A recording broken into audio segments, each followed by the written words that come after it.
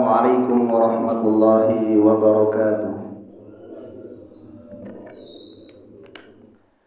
Innal hamdalillah nahmaduhu wa nasta'inuhu wa nastaghfiruhu wa nastahdihi wa na'udzu billahi min shururi anfusina wa sayyiati a'malina. May yahdihillahu fala mudilla lahu wa man yudlil fala hadiya lahu. Wa ashhadu an la ilaha illallah wahdahu la syarika lah wa ashhadu anna Muhammadan abduhu wa rasuluh.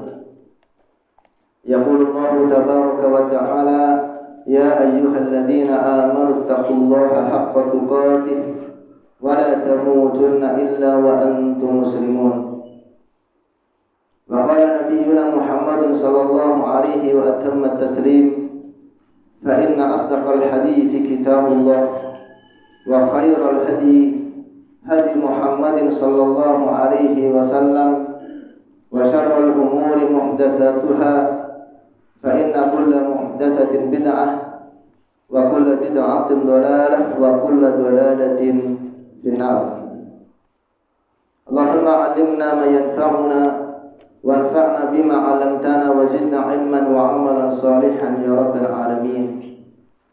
اللهم أرنا الحق حقا وارزقنا اتباعه وأرنا الباطل باطلا وارزقنا اجتنابه. اللهم اجعل ما نقوم به خالصا لوجهك الكريم. Jamaah sekalian, bapak-bapak dan ibu-ibu yang dirahmati Allah Subhanahu wa taala. Alhamdulillah, kita bersyukur kepada Allah Subhanahu wa taala yang telah memberikan karunia dan nikmat-Nya kepada kita semua sehingga pada kesempatan pagi hari ini Allah Subhanahu wa taala pertemukan kita kembali di masjid yang mulia ini di dalam rangka mengkaji, mempelajari agama kita, at-tafaqquh fid din, mendalami agama, mengenal hak Allah Subhanahu wa taala yang merupakan kewajiban bagi kita setiap muslim. Dan tentunya kita berharap kepada Allah Subhanahu wa taala agar senantiasa Allah memberikan tambahan taufik dan hidayahnya setiap hari dan memberikan kita tambahan ilmu yang bermanfaat dan amal-amal yang saleh yang bisa kita jadikan bekal untuk menghadap Allah Subhanahu wa taala pada hari kiamat kelak. Jemaah sekalian yang dirahmati Allah taala, sallallahu taala, di kesempatan pagi hari ini kita akan membahas tentang dosa syirik ya, Pak. Tentang dosa syirik. Dahulu sempat kita bahas tentang apa? Yang memahami makna kalimat tauhid ya, dan keutamaannya. Nah, sekarang kita akan bahas masih yang berkaitan dengan masalah perkara yang paling penting bagi setiap muslim untuk dipelajari sebelum mempelajari perkara ilmu agama yang lainnya, itu perkara akidah, perkara tauhid kepada Allah Subhanahu wa taala. Dan selain kita mengenal tauhid yang merupakan hak Allah taala, maka kita juga perlu mengetahui dan memahami lawan dari tauhid, yaitu kesyirikan, kesyirikan kepada Allah Subhanahu wa taala. Dan kesyirikan ini merupakan dosa yang paling besar di sisi Allah. Mungkin ada yang bertanya, mengapa kita perlu belajar tentang dosa-dosa? Perlu belajar tentang keburukan-keburukan, kejelekan-kejelekan. Kenapa enggak kita belajar kebaikan-kebaikan saja? Ibadah-ibadah apa yang Allah perintahkan kepada kita? Ya, pahalanya apa, balasannya? Ya, fadilahnya apa? Naam, kita mempelajari itu. Kita mempelajari ya tentang ibadah yang Allah perintahkan. Kita mempelajari apa-apa yang merupakan hak Allah. Kita pelajari tentang apa sih syariat ini yang halal dan haram. Namun kita juga perlu mengetahui keburukan-keburukan, mempelajari dosa-dosa. Ada yang tahu enggak mengapa kita harus pelajari itu? Apa? Hah? Agar bisa menghindarinya. Ahsantum, barakallahu fikum jami'an. Agar kita bisa menghindarinya, agar kita tidak terjatuh ke dalamnya. Salah seorang sahabat yang mulia, Hudzaifah ibnul Yaman radhiyallahu taala anhu, dan beliau adalah salah seorang sahabat yang mulia, sahibu sirrin Nabi sallallahu alaihi wasallam, pemegang kunci rahasia Rasulullah sallallahu alaihi wasallam. Seorang sahabat yang dimintai amanah untuk menjaga rahasia, rahasia oleh Nabi sallallahu alaihi wasallam. Beliau pernah mengatakan, kana an-nasu yas'aluna Rasulullah sallallahu alaihi wasallam 'anil khairi. Dahulu orang-orang, para sahabat Nabi sallallahu alaihi wasallam, mereka bertanya kepada Rasulullah sallallahu alaihi wasallam tentang kebaikan. Para sahabat banyak tanya kebaikan, bagaimana ibadah kepada Allah, apa saja amalan yang bisa dilakukan oleh seorang hamba kepada Allah, kebaikan. Wa kuntu as'aluhu 'anisy syarri, dan aku banyak bertanya kepada Rasulullah tentang keburukan. Apa kata beliau? Makhafata an yudrikani, aku khawatir keburukan itu menimpaku. Orang yang hanya mengetahui kebaikan saja, namun dia tidak mengetahui keburukan, maka dia bisa terjatuh ke dalamnya, maka dia bisa terjerumus ke dalamnya. Makanya ada ucapan seorang penyair Arab yang mengatakan, araftu syarra la li syarri walakin li tawaqqihi, wa man lam ya'rifi syarra minal khairi yaqa'u fihi. Aku mengetahui keburukan bukan untuk mengerjakannya, namun untuk menghindarinya, menjauhinya. Barang siapa yang dia tidak mengetahui keburukan dari kebaikan, maka dia akan terjatuh ke dalam keburukan tersebut. Berapa banyak di antara saudara kita yang dia nggak tahu ini perbuatan syirik atau perbuatan bukan syirik, ini haram atau halal, namun mereka terjatuh ke dalamnya. Kenapa? Sebabnya adalah al-jahlu, adamul ma'rifah, nggak tahu, tidak tahu. Oleh itu kita perlu mengetahui, dosa yang paling besar, itu kesyirikan kepada Allah Subhanahu wa taala, agar kita bisa menghindarinya, di keluarga kita bisa menghindarinya, dan seluruh masyarakat bisa menghindarinya. Nah, kesyirikan ini, yang pertama adalah kesyirikan ini adalah perkara yang paling dilarang oleh Allah Subhanahu wa taala. Setelah perintah yang paling wajib bagi setiap hamba adalah apa? Tauhid. Maka dosa yang paling dilarang dan dosa yang paling besar adalah kesyirikan. Kesyirikan. Oleh karenanya, sebelum kita menjauhi semua dosa-dosa, maka dosa yang paling wajib untuk kita hindari pertama apa? Kesyirikan. Kesyirikan. Dan Allah Subhanahu wa taala firmankan, wa'budullaha wa la tusyriku bihi syai'an. Dan beribadahlah kalian kepada Allah dengan mentauhidkannya, dan janganlah kalian menyekutukan Allah Subhanahu wa taala dengan sesuatu apapun. Jangan kalian melakukan kesyirikan. Kalau kita lihat dari tinjauan lafaz ayat ini, wa'budullaha, ubudu itu perintah. Karena apa? Fi'il amr. Ini kan sudah belajar bahasa Arab di sini kan? Fi'il amr. Kata kerja perintah. Nah, kalau ada kata kerja perintah dalam Al-Quran, itu menunjukkan hukumnya wajib. Ya. Wala tusyriku bihi syai'a, la tusyriku. Jangan kalian melakukan kesyirikan. Apa ini namanya larangan. Ya. Setiap lafaz yang ada di dalam Al-Quran atau hadis Nabi SAW, kalau itu bentuknya larangan, maka hukumnya haram.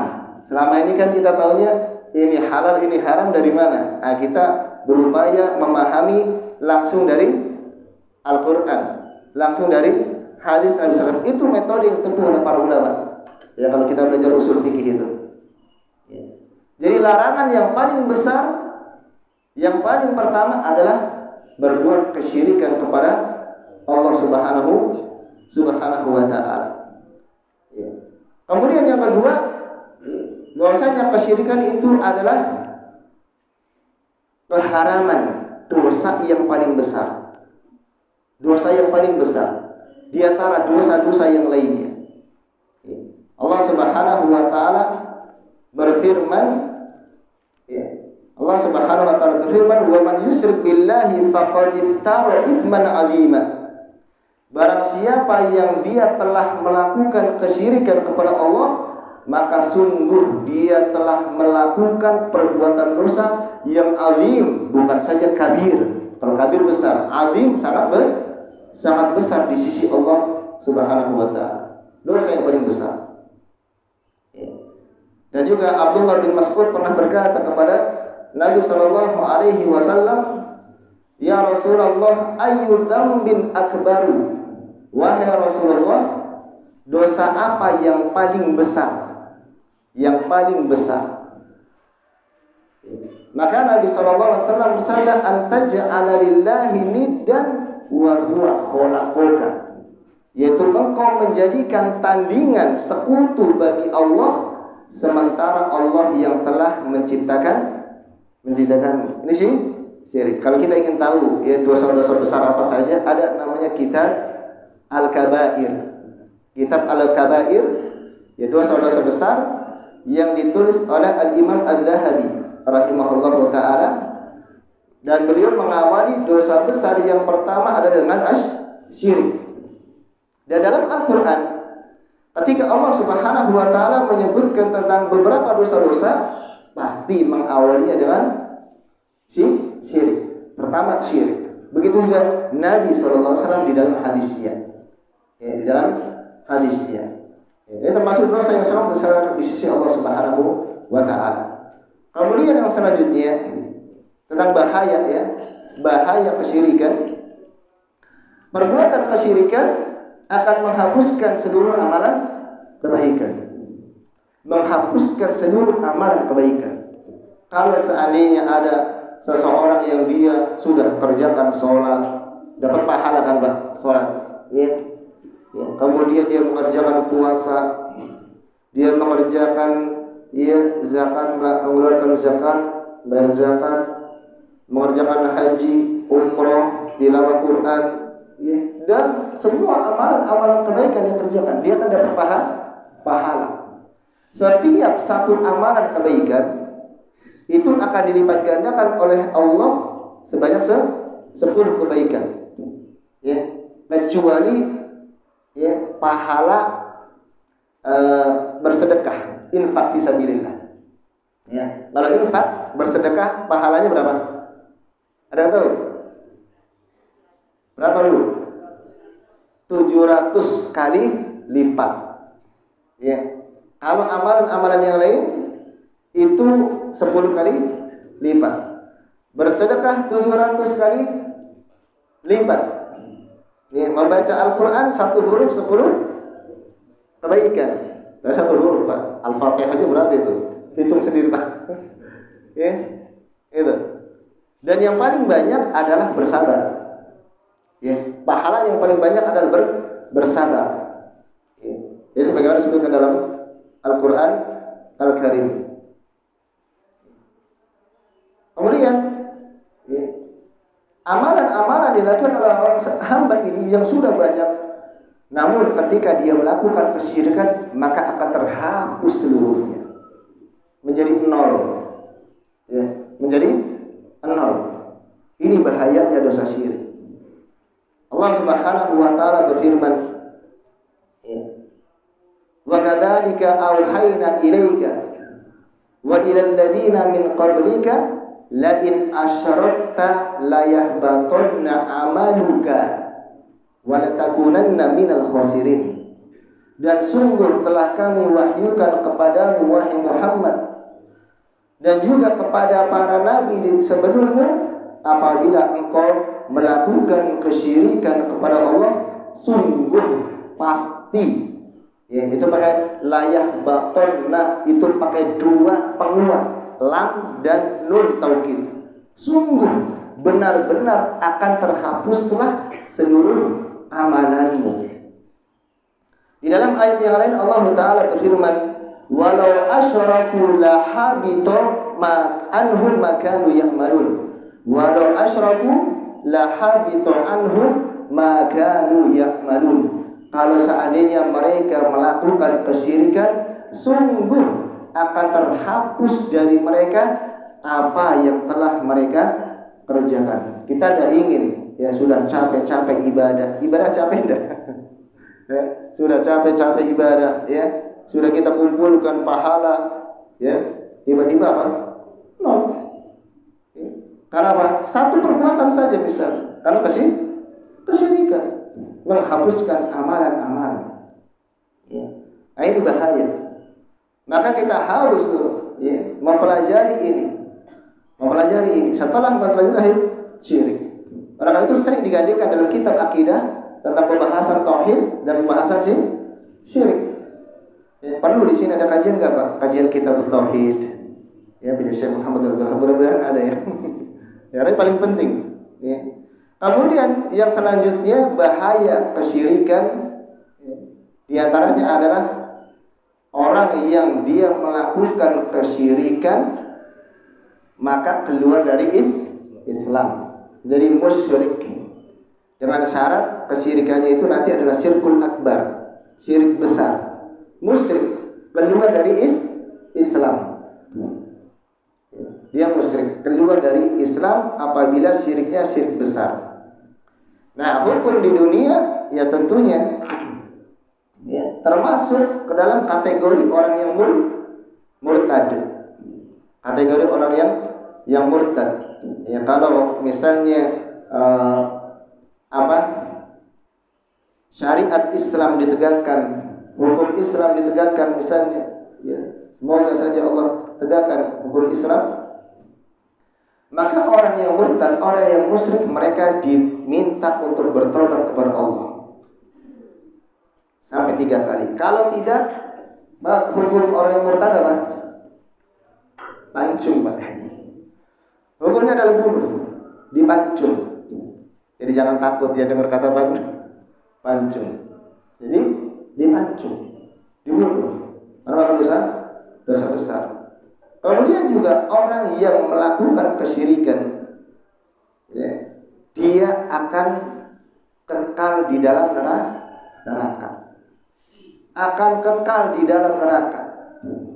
Kalau seandainya orang yang dia mukmin, muslim, mengucapkan la ilaha illallah, melakukan dosa besar, misalnya ya mencuri, merampok, ya minum khamr, berzina, membunuh, ya itu dosa besar semuanya. Namun selagi dia belum atau tidak melakukan kesyirikan, dia meninggal dunia dalam keadaan melakukan dosa besar. Atau orang bilang apa? Suhul khotimah. Kita nggak bisa memvonis dia neraka, nggak boleh. Ya, nggak boleh. Misalnya orang yang minum khamr kemudian apa? Mati.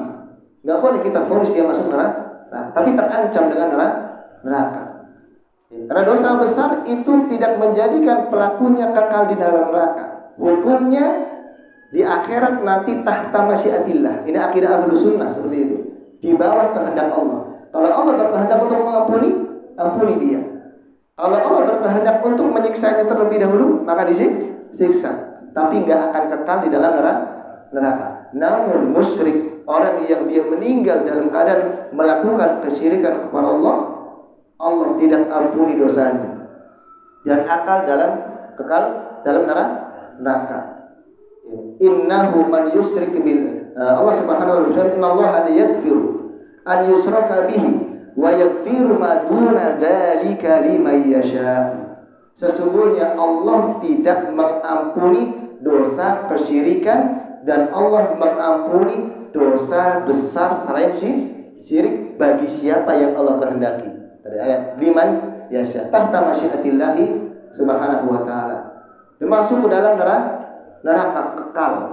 Ya, kekal di dalam neraka.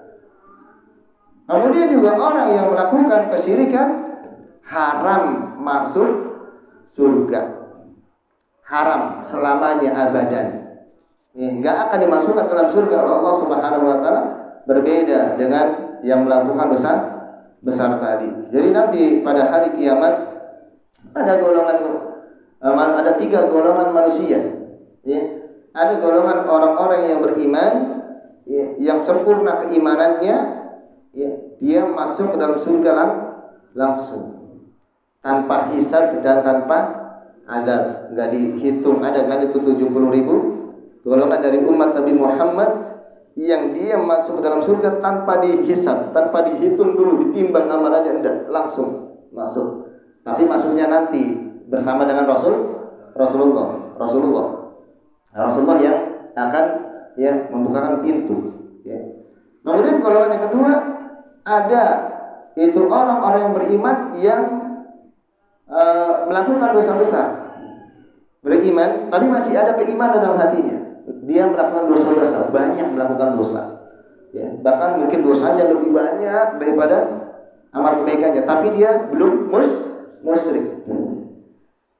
Maka tadi hukumnya di akhirat dia bisa diampuni oleh Allah, ya, Allah langsung mengampuni, ya, atau bisa juga dengan syafaat, ya, dia berhak masuk neraka tapi dapat syafaat dari Rasulullah misalnya, atau syafaat dari orang yang beriman, atau syafaat dari misalnya dia punya anak yang soleh, di syafaat masuk ke dalam surga tanpa neraka, ya. Namun ada juga yang masuk ke dalam neraka terlebih dahulu, mampir karena dosanya Allah enggak mengampuni dosanya, ya. Berarti belum tidak mengampuni sehingga dosanya dibakar di dalam neraka. Kalau sudah, ya, habis, ya, dosanya, maka dikeluarkan, dimasukkan dalam surga. Tapi ada juga yang sudah dimasukkan ke dalam neraka, ada yang memberikan syafaat dikeluarkan. Ya, dikeluarkan. Syafaat, dan pembahasan syafaat tadi. Kemudian yang ketiga adalah golongan orang-orang yang kafir, musyrik. Ya, mereka langsung dimasukkan dalam neraka oleh Allah Subhanahu wa taala. Diharamkan masuk ke dalam surga. Innahu man yusyrik billahi faqad harramallahu alaihi al-jannata wa ma'wahu an-nar wa ma lidh-dhalimina min ansar. Sesungguhnya barang siapa yang dia melakukan kesyirikan kepada Allah, maka Allah akan haramkan dirinya masuk ke dalam surga, ya. Wa ma'wahum an-nar, dan tempat mereka adalah neraka. Wa ma lidh-dhalimina min ansar, dan orang-orang yang zalim, maksudnya orang-orang musyrik, itu tidak memiliki penolong. Orang musyrik nanti enggak berhak mendapatkan syafaat selamanya. Kalau ada orang tua, ya, seseorang yang dia musyrik, anaknya soleh, ya, masuk surga, anaknya enggak bisa memberikan syafaat kepada orang tuanya. Tapi kalau misalnya enggak musyrik, ya, bisa beri syafaat.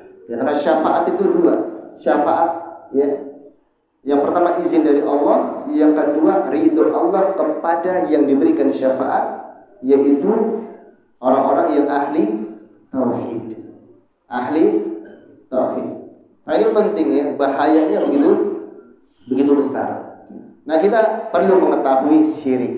Setelah kita mengetahui bahayanya, ya, semua sebagian sudah tahu, ya, syirik. Apa yang dimaksud syirik, Pak? Menyekutukan Allah, ya. Ya, syirik itu menyekutukan Allah. Bisa diperjelas lagi enggak? Menyekutukan. Ya, sebagian ulama, ya, ada yang mengatakan bahwa syirik itu adalah ya seperti yang disebutkan oleh Rasulullah, antaj'ala lillahi niddan, yaitu engkau menjadikan tandingan bagi Allah. Dari kata syarika. Syarika itu menjadikan dua. Menjadikan dua tandingan di dalam beribadah kepada Allah Subhanahu wa taala, atau beribadah kepada Allah dan juga beribadah kepada selain Allah, itu syirik. Jadi bukan anggapan bahwa syirik itu kalau orang itu nyembah berhala, patung, pohon, hanya menyembah itu saja, itu syirik. Betul, itu syirik. Ya, kalau itu dalam itu syirik. Namun kesyirikan juga seseorang yang dia menyembah Allah tetapi menyembah selain Allah, menjadikan tandingan bagi Allah Ta'ala. Sebagian ulama juga ada yang menyebutkan syirik itu adalah taswiyatullahi, ya, taswiyatullahi, menyamakan Allah bi ghairillahi, dengan selain Allah itu makhluk, fima huwa min khasaisillah, di dalam perkara yang menjadikan kekhususan bagi Allah, menyamakan Allah dengan makhluknya dalam hal itu khusus bagi Allah. Nanti akan kita bahas. Ya. Dan sebagian ulama ada yang mengatakan, ya, sarfun naw'in, ya, min anwa'il ibadati li ghairillah. Ini disebut oleh Syekh Utsaimin dan Syekh Shalih Fauzan, yaitu memalingkan salah satu bentuk ibadah kepada selain Allah. Ya, memalingkan ibadah yang harusnya untuk Allah, dia palingkan, dia tujukan untuk selain Allah. Itu syirik. Ya, makanya riya termasuk apa? Syirik. Kenapa? Karena sholat itu, ketika sholat dia kan harusnya menunjukkan, meniatkan sholat itu untuk Allah. Dia ya apa? Tujukan untuk orang, manusia, ingin dipuji kan? Ya, untuk manusia. Ya.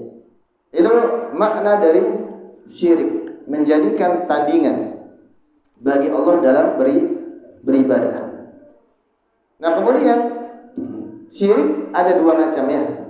Yang pertama syirik besar, syirik akbar. Yang kedua syirik kecil, syirik asghar. Syirik besar adalah kesyirikan yang mengeluarkan pelakunya dari Islam tadi.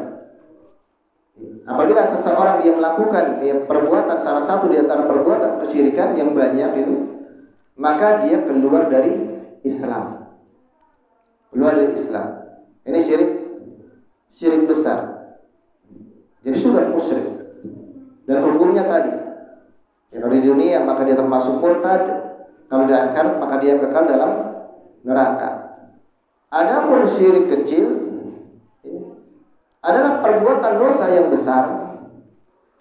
Syirik dinamakan syirik, tetapi tidak mengeluarkan pelakunya dari Islam. Dia masih mukmin. Ya, jadi masih mukmin. Dia masih ada asal imannya, pokok imannya itu masih ada. Ya, masih ada. Kan ada hadis ya yang menyebutkan bahwasanya pada hari kiamat kelak itu nanti ada ya seorang hamba Allah yang paling terakhir keluar dari neraka. Keluar terakhir dari neraka, artinya Allah masukkan ke dalam surga. Tapi belakangan apa? Orang yang tidak memiliki kebaikan sedikit pun kecuali dia memiliki iman sebesar biji dzarrah. Dikeluarkan dari neraka, ya, setelah dibakar, ya, kemudian apa? Dicelupkan ke dalam air kehidupan. Ya, setelah itu apa? Diperlihatkan surga. Ya. Dia nggak minta apa-apa, minta surga itu yang kosong. Ya, nggak surga yang kosong. Ya, surga selami dan bumi. Ini melakukan dosa besar dan juga termasuk syirik, mungkin syirik kecil. Ya. Tidak mengeluarkan pelakunya dari Islam dan juga tidak menjadikan seorang kekal di dalam neraka. Tapi perlu diperhatikan bahwasanya sekecil-kecilnya dosa syirik, dia adalah dosa yang paling besar di antara dosa-dosa yang lain. Syirik kecil lebih besar dosanya dari membunuh, ya, dari berzina, dari minum khamr, minuman keras, dari mencuri, ya, dari dosa-dosa yang lainnya. Itu dosa syirik.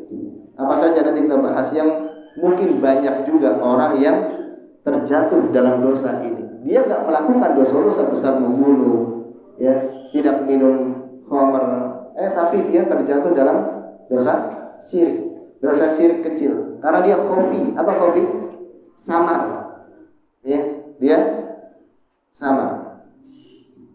Nah, sekarang kita bahas dahulu dosa besar apa saja, dosa syirik besar. Syirik besar apa saja? Ya. Di antaranya, supaya kita paham. Yang pertama adalah syirik doa.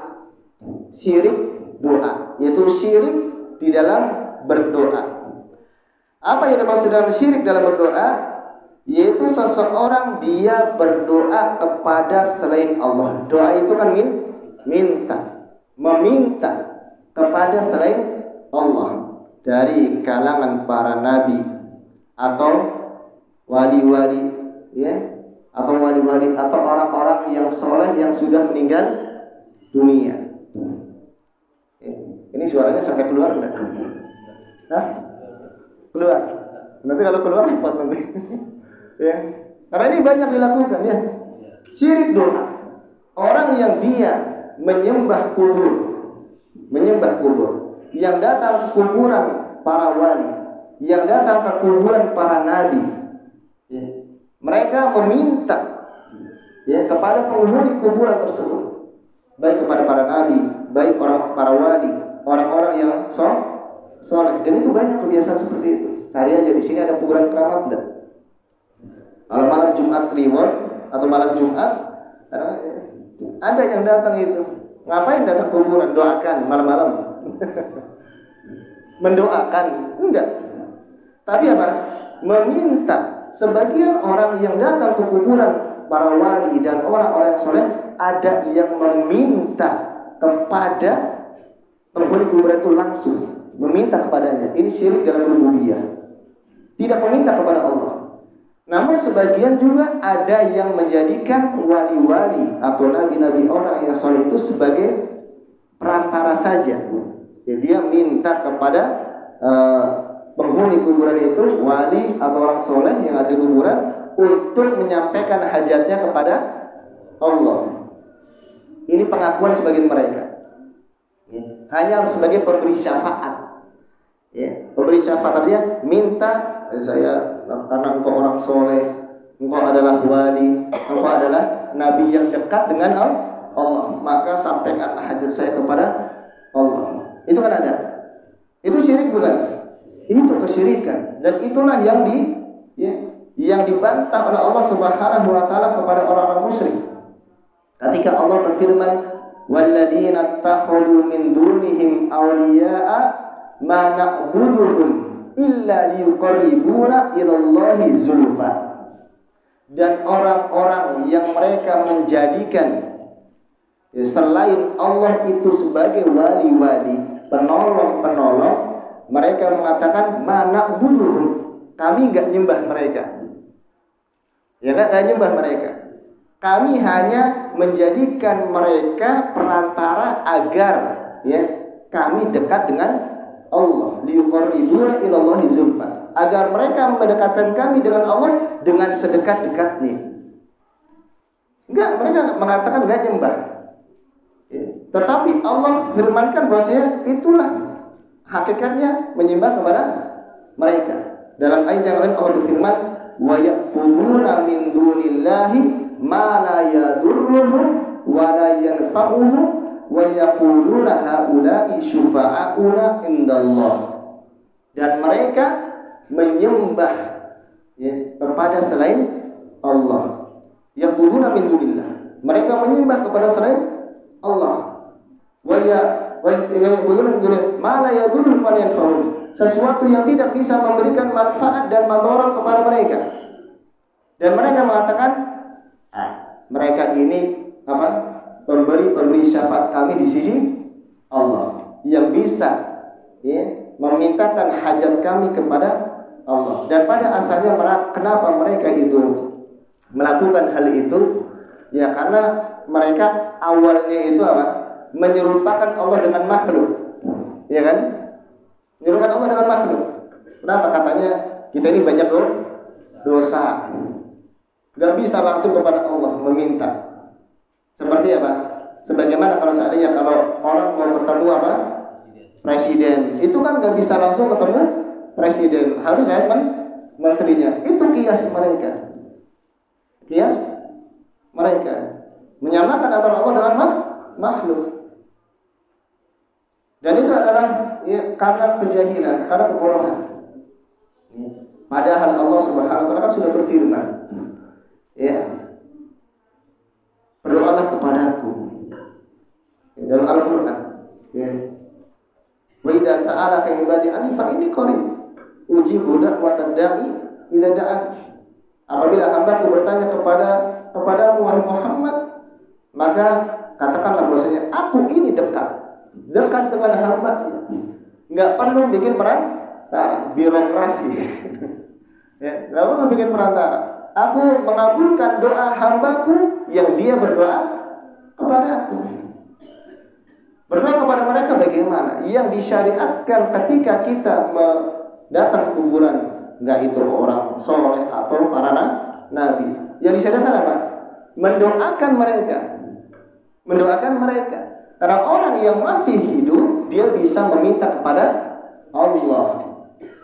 Namun orang yang sudah meninggal, apakah bisa? Tidak bisa. Kita nggak tahu apakah ya, dia juga selamat atau tidak di sisi Allah. Nggak bisa. Nggak mendengar. Makanya kita ketika datang ke kuburan itu untuk dua tujuan ya. Disyariatkan datang ke kuburan hanya untuk dua tujuan. Yang pertama adalah untuk tadzkiratul maut, mengingat kematian. Dulu awal-awal ya Nabi SAW berdakwah kepada para sahabatnya, melarang para sahabat untuk ziarah kubur. Kenapa? Khawatir mengagungkan kuburan, apalagi kalau ada orang soleh. Sudah itu. Awal kesyirikan yang terjadi karena mengagungkan guru terhadap orang soleh yang sudah meninggal dunia. Itu pada kaumnya Nabi Nuh alaihi salam. Ini yang pertama, mengingat kematian agar kita lebih dekat kepada Allah. Ya, mengingat kematian. Ya. Kemudian yang kedua, untuk mendoakan mereka. Doanya apa? Kan Assalamualaikum ahlad diyar. Semoga keselamatan atas kalian wahai penduduk ahli kubur. Ya. Assalamualaikum ahlad diyar minal mu'minina ya wal muslimin wa inna insyaallah bikum lahiqun nas'alullaha ya lana wa lakumul afiyah. Aku memohon kepada Allah agar berikan afiyah untuk kami dan untuk kalian. Karena nanti kami akan nyusul kalian, mendoakan, bukan justru minta. Nggak ada itu. Ya. Kan nggak logis juga, Pak. Orang sudah meninggal diminta. Harusnya memberikan, kita sanggup. Makanya berdoa, minta doa kepada orang yang soleh masih hidup, boleh enggak? Boleh. Kenapa? Karena sanggup berdoakan, ya, meminta agar orang lain yang soleh itu mendoakan kita, boleh. Ini syirik, itu doa meminta kepada penghuni kuburan, wali, orang yang soleh, hatta kuburannya adalah nabi. Ini termasuk syirik besar. Yaitu syirik doa. Soalnya yang lain ikhwan-ikhwan sudah tahu semuanya. Tapi banyak terjadi di masyarakat kita dan mereka KTP-nya Islam. Ya. Harus kita dakwahkan keluarga kita. Kemudian yang kedua, syirik niat. Syirik niat atau tujuan.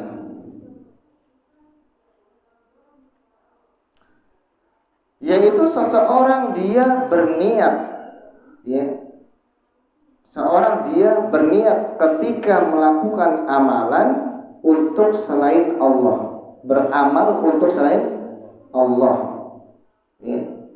Beramal ibadah maksudnya, beramal ibadah untuk selain Allah. Ya. Dan ini tentunya syirik niat ini keyakinan ya, ada dalam hati seseorang. Ya. Misalnya ya, seseorang dia sholat memang membutuhkan bukan selain Allah ya. Ya, sholat untuk Ka'bah misalnya, ya kan? Ya, sholat untuk Ka'bah, dia datang ke Mekah ya. Kemudian sholat 2 rakaat untuk Ka'bah, bukan untuk Allah Subhanahu wa Ta'ala. Ya. Maka ini termasuk syirik besar. Atau misalnya apa lagi? Menyembelih kurban. Menyembelih ya, hewan sembelihan diperuntukkan untuk selain Allah Subhanahu wa Ta'ala. Karena menyembelih harus ya, untuk Allah. Karena itu taqarrub ya, ibadah. Maka nggak boleh seorang dia menyembelih ya hewan atau memperuntukkan sedekah untuk selain Allah Subhanahu wa Ta'ala. Ini termasuk syirik besar. Ya. Makanya dikatakan inna sholati wa nusuki. Sesungguhnya salatku dan sembelihan lillah, hanya untuk Allah Subhanahu wa Ta'ala. Adzabhu li ghairillah. Menyembelih untuk selain Allah. Ya, maka jangan sampai nanti ketika kita sembelih niatnya adalah untuk selain Allah. Ya, untuk fulan atau untuk fulan. Ya, ini sembelihan ini saya peruntukkan untuk anak saya yang sukses. Ini tidak boleh. Ya, agar selamat. Ini tidak boleh. Ya. Menyembelih termasuk bernadar untuk selain Allah. Ya, bernadar untuk selain Allah Subhanahu wa Ta'ala. Ini dalilnya dalam Al-Quran. Ya. Allah Ta'ala berfirman dalam surat Hud ayat 15-16, man kana yuridul hayatad dunya wa zinataha. Barang siapa yang dia menginginkan kehidupan dunia dan perhiasannya, nuwaffi ilaihim a'malahum, maka akan kami berikan balasan penuh atas amalan-amalan mereka. Wa hum fiha la yubkhasun, dan mereka tidak akan dirugikan sama sekali. Ulaika alladziina laisa lahum fil akhirati illan nar. Mereka itulah orang-orang yang dia tidak memiliki bagian di akhirat balasan yang kecuali neraka. Wa habita ma sana'u, dan terhapuslah amalan yang telah dia kerjakan. Wa batilun ma kanu ya'malun, dan amalan mereka adalah batil. Jadi maksudnya adalah ya, ibadah yang dikerjakan karena menginginkan apa dulu? Dunia. Belajar ya, menuntut ilmu agama tujuannya untuk dunia, termasuk musyrikan. Tidak boleh. Ya. Untuk dunia. Maka itu dilarang. Ya. Syirik niat. Ya. Kemudian yang ketiga, syirik mahabbah. Syirik mahabbah itu mahabbah cinta. Ya. Syirik cinta. Yaitu apa? Seseorang dia mencintai Allah namun juga mencintai yang lainnya selain Allah. Ya. Mencintai Allah dan juga mencintai selain Allah. Ya. Dengan pengagungan, dengan ketundukan. Ya. Mencintai syekhnya sampai mengagung-agungkan. Ya. Mencintai pemimpinnya sampai bersujud. Syirik, tidak boleh. Ya. Pada asalnya cinta secara tabiat itu apa? Dibolehkan mencintai, ya, mencintai istri, mencintai anak, mencintai orang tua, bahkan ini wajib. Ya. Tetapi tidak boleh disertai dengan apa? Pengagungan melebihi cinta yang secara tabiat. Ya. Dengan pengagungan, dengan ketundukan, ya. Ini tidak boleh. Karena itu termasuk perbuatan kesyirikan, ya, menunduk, ya, rukuk, ya, dan yang lainnya. Ya, ini namanya syirkul mahabbah. Kelebihan cinta seseorang melebihi cinta Allah kepada Allah, itu juga termasuk. Nggak boleh kita mencintai manusia ya, melebihi cinta kita kepada Allah. Nggak boleh kita mencintai manusia melebihi cinta kita kepada Rasulullah sallallahu alaihi wasallam. Yang paling kita cintai dengan melakukan apa? Cinta itu bukan hanya sekedar lisan ya, tapi cinta itu dengan apa? Melakukan yang diperintahkan, melakukan sesuatu yang diinginkan oleh yang kita cintai. Mencintai Allah maka dengan melakukan perintah-perintahnya. Ya, mencintai Rasulullah dengan mengikuti sunnahnya. Bukan hanya saya cinta kepada Allah tapi nggak pernah sholat. Cinta kepada Allah, ya dia bermaksiat. Ya, jadi cintanya hanya di lisan saja. Mencintai Rasulullah, tidak pernah mengamalkan sunnahnya, malah bikin bid'ah. Pengakuan cinta kepada Rasul yang hanya setahun sekali. Sunnah-sunnahnya ditinggalkan. Ya, ini cinta yang palsu. Ya, cinta yang dusta. Nah, orang-orang beriman maka mereka mencintai Allah dengan sepenuhnya, melebihi kecintaan kepada manusia yang lain, bahkan kecintaan kepada dirinya sendiri. Harus didahulukan kecintaan ya, seseorang kepada Allah daripada dirinya sendiri. Makanya Umar bin Khattab pernah berkata kepada Rasulullah sallallahu alaihi wasallam, "Ya Rasulullah, anta ahabbu ilayya min nafsi. Wa anta ahabbu ilayya min jami'in nas." Engkau adalah orang yang paling aku cintai daripada seluruh manusia, illa nafsi, kecuali diriku. Ada pengecualinya. Engkau orang yang paling aku cintai, lebih aku cintai dari seluruh manusia, dari anakku, dari orang tuaku, kecuali diriku sendiri. Maksudnya apa? Lebih mencintai dirinya daripada Rasulullah. Maka Rasulullah SAW mengatakan, la ya Umar, hatta akuna ahabba ilaika min nafsika. Sampai aku menjadi orang yang lebih engkau cintai daripada dirimu sendiri.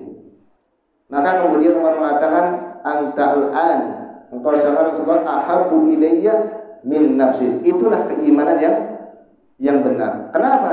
Karena konsekuensinya kalau mencintai Rasulullah lebih dahulu, maka akan taat kepada Allah, membuahkan keimanan, melaksanakan yang diperintahkan oleh Allah dan Rasulnya. Maka tidak boleh kita mendahulukan mendahulukan orang yang lebih kita cintai daripada mendahulukan Allah Subhanahu wa ta'ala.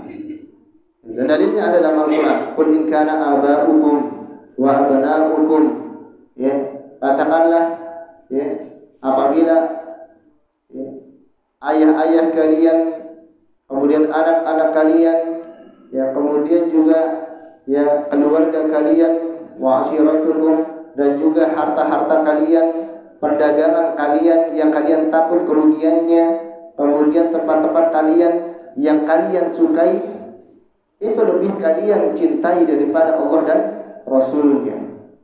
Tidak boleh. Harus cinta kita lebih kepada Allah dan Rasulnya. Ketika ada panggilan azan, panggilan Allah, maka ketika kita sedang sibuk dengan anak dan istri, segera tinggalkan. Kita lebih menuju Allah Subhanahu wa ta'ala. Itu cinta kita kepada Allah lebih. Kemudian yang keempat, syirik ketaatan. Syirik taat. Syirik dalam ketaatan.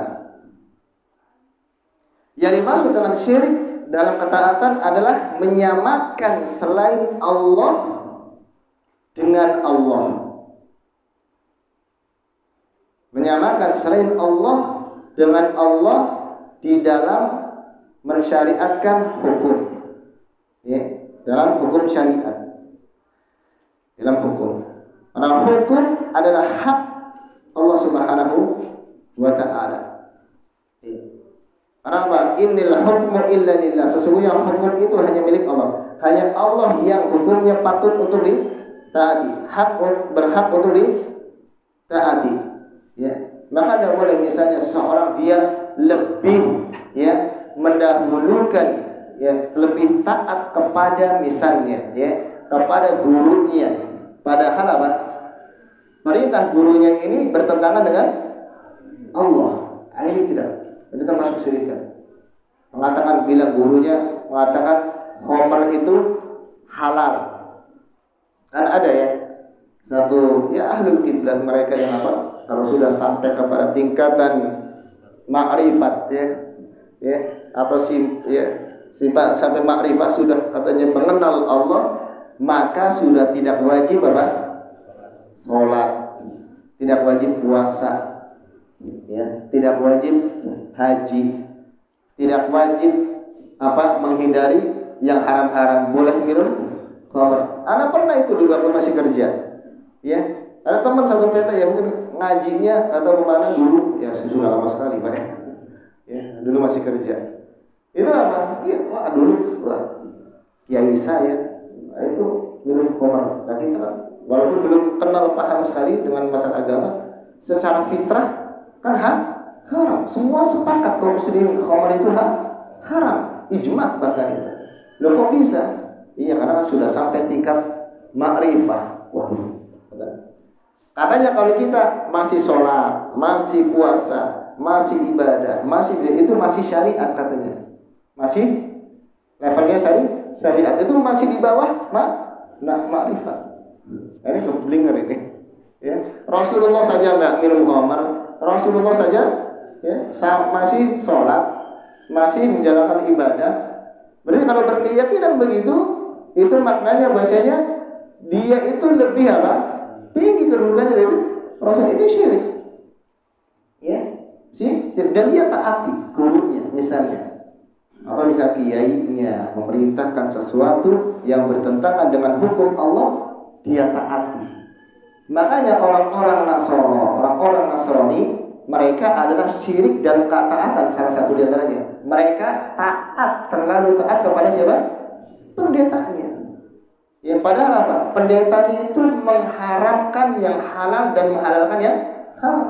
Kitab-kitab mereka telah dirubah oleh pendetanya. Mereka taat. Dan ini ada syirik di dalam hal ketaatan. Ya. Kalau adanya yang taat kepada kiainya. Kalau di negeri kita itu paling banyak ya. Ya, taat kepada kiainya dalam hal maksiat ya, bukan dalam masalah yang dibolehkan. Ya. Kalau dalam masalah yang disyariatkan mengikuti ulama atau guru hukumnya apa? Wajib kan?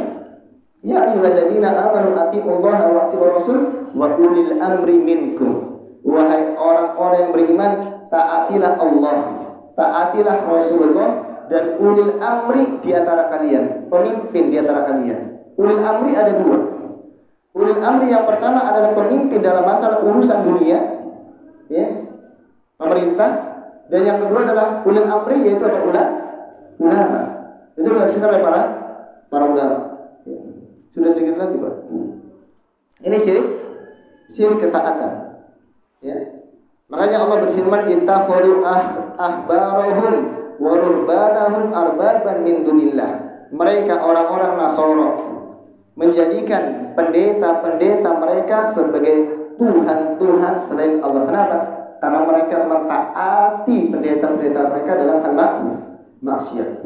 Maka nggak boleh jemaah sekalian, kalau misalnya ada ya gurunya yang salah, nggak boleh ditaati. Ya, guru salah, ya melakukan mengajarkan ada benar, ya jangan ditaati, nggak boleh itu termasuk apa? Syirik ketaatan. Yang kelima adalah syirik hulul. Hulul itu menyatu artinya. Atau yang lebih ma'ruf adalah wahdatul wujud. Apa wahdatul wujud? Menyatunya Allah dengan makhluk. Itu tadi ya, orang-orang sufi. Dahulu ketika kita baru pertama haji kayaknya tasawuf itu bagus banget ya. Ya, tasawuf bikin hati ini. Tapi jahil waktu itu, ya, masya Allah. Ya. Ternyata akidah mereka itu ini syirik hulul. Kalau sudah sampai tingkatan syariat, setelah syariat apa? Makrifat. Setelah makrifat mereka sampai kepada hakikat. Sampai hakikat. Kalau syariat itu kan kita baru apa? ya mengetahui syariatnya kita baru ibadah. Kalau sudah kenal dengan Allah, ya, itu makrifat. Padahal mereka nggak kenal, belajar asma wa sifat aja enggak. Ya kan? Kemudian apa? Kalau sudah level di atas makrifat, hakikat. Nah, kata mereka hakikat itu adalah apa? Menyatunya Allah dengan dirinya. Manunggaling kawula Gusti. Itu ada dalam Indonesia. Apa? Manunggal. Menyatunya saya dan Allah. Ini keyakinan kesyirikan yang dicetuskan oleh Ibnu Arabi Sufi. Ibnu Arabi. Di sana ada Ibnu Arabi tanpa alif lam, ada Ibnul Arabi. Kalau Ibnul Arabi tak ada alif lam itu ulama Ahlus Sunnah. Ya maaf. Kalau Ibnu Arabi ini Sufi. Ya, dan juga yang diikuti oleh mereka. Bahkan ya, sampai tingkat kesesatan mereka mengatakan ya, bahwasanya apa? Wa mal kalbu wal khinziru illa ilahuna wa mallahu illa rahibun fi kanisatin. Ini kafir. Dan tidaklah anjing itu adalah Tuhan kita. Babi itu Tuhan, ya. Dan tidaklah Allah itu adalah rahib yang beribadah di tempat ibadahnya. Semua makhluk itu apa? Tuhan adalah Allah. Jadi makanya mereka di antara kesesatan mereka mengatakan Allah itu di mana? Mana? Ini adalah Allah, ini Allah. Allah di mana? Mana? Artinya Allah di mana? Banyak. Itu kesesatan mereka. Ya. Ini ada. Ya, sampai itu biasanya yang di Indonesia itu mengamalkan tarekat. Ya. Tarekat itu dari bahasa Arab juga thariqah. Ya. Nah, banyak. 5 menit lagi. Jam 6 kita soal jam insyaallah kalau bisa dijawab. Kemudian yang ke-6 syirik tasarruf. Namanya syirik tasarruf, syirik perbuatan. Adalah keyakinan ya, ini keyakinan bahwa para nabi, orang-orang soleh, para wali itu bisa melakukan sesuatu yang dilakukan oleh Allah Subhanahu wa taala. Misalnya wali atau nabi itu bisa apa? Ya, bisa memberikan manfaat atau mengatur alam semesta ini, bisa memberikan manfaat. Ya. Sama seperti keyakinan mereka seperti ke apa? Abdul Qadir Al-Jilani ya. Katanya bisa apa? Menahan atau mengalahkan mungkar dan nakir. Ya. Itu keyakinan yang batil.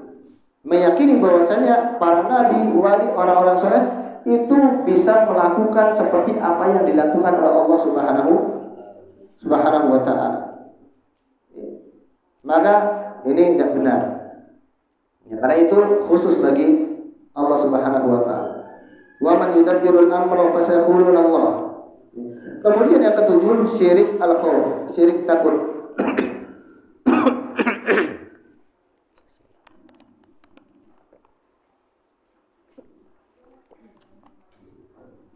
Syirik rasa takut, yaitu keyakinan bahwasanya selain Allah itu bisa memberikan madarat.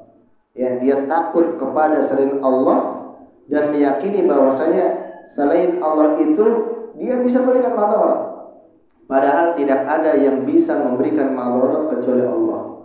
Kalau kita belajar takdir ya, masalah takdir ya, segala sesuatu yang menimpa hambanya itu kan karena izin dari Allah. Ya, bahkan tukang-tukang sihir juga nggak bisa menyihir kecuali apa? Setelah Allah mengizinkan. Artinya apa? Segala sesuatu dengan izin Allah. Ya, wa ma hum bidarrina bihi illa biidznillah. Dan para tukang sihir itu nggak bisa memberikan madarat kepada siapapun kecuali dengan izin Allah. Ketika terjadi sihir menimpa seseorang berarti atas izin Allah. Tapi kenapa terjadi? Itu ada hikmahnya. Semua takdir Allah itu baik, perbuatan Allah itu baik. Ada hikmahnya. Hanya kalau yang mengobati orang sihir di ruqyah misalnya ya, ya. Kalau sembuh itu juga keutamaan dari Allah. Kalau tidak kesembuhkan, berarti apa? Allah belum mengizinkan kesembuhan untuk sebuah hikmah yang besar. Sebuah hikmah yang besar. Itu ujian. Kalau dia disihir dan dia masih beriman, mati syahid. Ya, orang yang dibunuh saja mati syahid kan? Ya, orang dibunuh mati syahid. Akan terampuni dosanya. Ya, akan diangkat derajatnya di sisi Allah. Yang banyak kan anggapan orang kalau misalnya ada satu keluarga mati dibunuh, seram Pak, ya nggak? Langsung beranggap itu sumul khotimah. Padahal enggak, itu mati syahid. Bisa mati syahid. Karena orang yang dia man qutila duna nafsihi fahuwa syahid. Barang siapa yang dia terbunuh karena membela dirinya, maka dia mati syahid. Wa man qutila duna malihi fahuwa syahid. Barang siapa yang dia terbunuh karena mempertahankan hartanya, dirampok misalnya, maka dia mati syahid. Orang berpandangan rumahnya nanti serem nih terjadi. Orang yang meninggal kejatuhan apa? Reruntuhan, mati syahid. Orang yang meninggal kebakaran, mati syahid. Orang yang meninggal karena tenggelam, mati syahid. Itu kan Nabi SAW. Pandangan kita kan, wah ini langsung jelek aja itu, ya. Mati syahid kata Nabi SAW. Jadi mereka itu nggak bisa kecuali dengan izin Allah Subhanahu Wa Taala. Wa ma hum bidzalin. Kalau kita takut kepada orang, ya dengan takut yang berlebihan sampai pengagungan, maka ini termasuk kesyirikan. Nggak perlu kita takut pada makhluk. Tapi kalau maksud takut yang tabiat nggak apa-apa. Kalau ada singa lari, jangan apa? Ada takut, gitu kan? Kalau mati juga Allah mengizinkan juga mah? Enggak, bukan begitu. Ada sebab-sebabnya. Ya, ada sebabnya. Tapi yang takut itu yang tidak boleh adalah takut kemudian dengan disertai pengagungan kepada mereka. Ya. Itu syirik khauf. Kemudian yang ke-8 syirik tawakal, yaitu bertawakal, menyerahkan ya perkaranya, bersandar kepada selain Allah Subhanahu wa Ta'ala. Bertawakal dalam masalah harta kepada orang, ya, kepada atasan, ya, rizki, menyandarkan rizki kepada atasan. Dia bertawakal, ya, kepada atasan atau tempat kerjanya. Nah, ini tidak boleh. Yang memberikan rizki adalah Allah Subhanahu wa Ta'ala. Hadza la yajuzu an yakuna wa tawakkal 'ala al-hayy alladhi la yamut, dan bertawakallah kalian kepada zat yang hidup dan tidak mati. Hadza la yajuzu an yakuna tawakkul 'ala ghairillah. Ini tidak boleh. Ya, bertawakal kepada selain Allah. Dan di antara bentuk tawakal kesyirikan, al-i'timadu bil qalbi 'ala ghairillah. Hati ini bersandar kepada selain Allah, bima la yaqdiru 'alaihi illallah, di dalam perkara yang tidak bisa dilakukan kecuali oleh Allah. Ya. Seperti apa? Memberi rizki tadi. Yang memberi rizki itu siapa? Allah Subhanahu wa Ta'ala. Maka kita bersandar dalam masalah rizki kepada Allah. Kalau sudah bekerja maksimal, ya sudah, serahkan hasilnya kepada Allah. Dan kita yakini yang kita dapatkan rizki itu datangnya dari Allah Subhanahu wa Ta'ala. Ya. Termasuk ya menisbatkan rizki kepada selain Allah tadi, ya, atau menisbatkan sesuatu kepada sebabnya, bukan kepada yang menyebabkan. Contohnya gini, orang yang dia ya sakit, kemudian apa, berobat ke dokter lalu sembuh, Allah yang menyembuhkan. Yang menyembuhkan siapa? Allah, bukan dokter. Lalu dia meyakini bahwasanya yang menyembuhkan adalah dokter, bukan Allah. Dokter tidak bisa menyembuhkan. Karena kesembuhan datangnya dari Allah Subhanahu wa Ta'ala. Hanya sebagai perantara. Kalau kita katakan yang boleh diyakini adalah ya, dokter itu hanya sebagai sebab. Yang menyembuhkan adalah Allah. Kalau menjadikan, makanya ucapan kalau seandainya tidak ada engkau wahai dokter, saya gak sembuh, itu ucapan kesyirikan. Karena menyandarkan kepada dokter, termasuk pada obat. Dan minum obat dari batuk. Kemudian apa? Ini kalau sembuh. Kalau nggak ada obat ini nggak sembuh. Itu kan kesyirikan.